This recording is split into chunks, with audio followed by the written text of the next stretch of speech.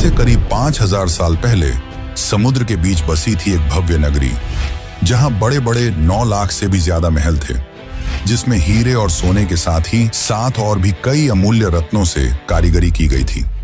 यह शहर इतनी ज्यादा वेल प्लान थी कि आज के बड़े बड़े शहर इसके सामने फेल हैं। लेकिन फिर एक दिन अचानक यह भव्य शहर देखते ही देखते समुद्र में समा गया। अब समय में आगे आते हैं। यह बात है 1983 की। गुजरात के ओखा तट के पास अरब सागर की लहरें एक अजीब सी बेचैनी के साथ किनारे से टकरा रही थी।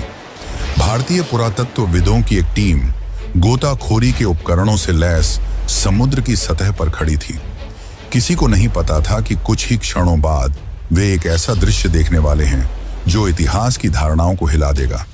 जैसे ही उन्होंने समुद्र की नीली गहराइयों में छलांग लगाई, नीचे उतरते ही रेत, चट्टानों और पत्थरों के बीच उन्हें कुछ अननेचुरल दिखाई दिया, कुछ ऐसा जो किसी समय की गवाही देता था। उनका शरीर थम गया, सांसें रुक गईं और आंखों के सामने जो दृश्य था उसने इस सवाल को जन्म दिया, क्या ये वही नगरी है जिसका जिक्र हजारों साल पुरानी किताबों में हुआ है? क्या सचमुच समुद्र की गहराइयों में एक पूरा शहर दफन है? उनके सामने जो दृश्य था उसे देखकर वे दंग रह गए। बड़ी बड़ी चट्टानें, ऊंची ऊंची दीवारें जिनमें भव्य कारीगरी की गई थी, मानो पानी के अंदर पूरा शहर बसा हो।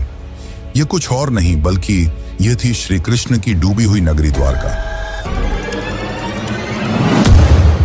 दोस्तों, बहुत पहले से ही महाभारत और रामायण जैसे दिव्य ग्रंथों को मिथ यानी कि किस्से और कहानियों की तरह बताया जाता है, और उन्हीं एक किस्से कहानियों में लिखी थी इस भव्य नगरी द्वारका के बारे में, और इसे भी बहुत समय से काल्पनिक कहानी की तरह ही बताया गया।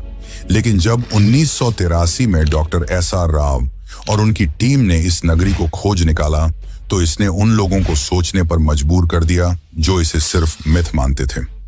डॉक्टर SR राव ने डिटेल्ड आर्कियोलॉजिकल सर्वे और रिसर्च के बाद यह कंफर्म किया कि यह वही द्वारका नगरी है जिसका वर्णन महाभारत और हरिवंश पुराण में मिलता है।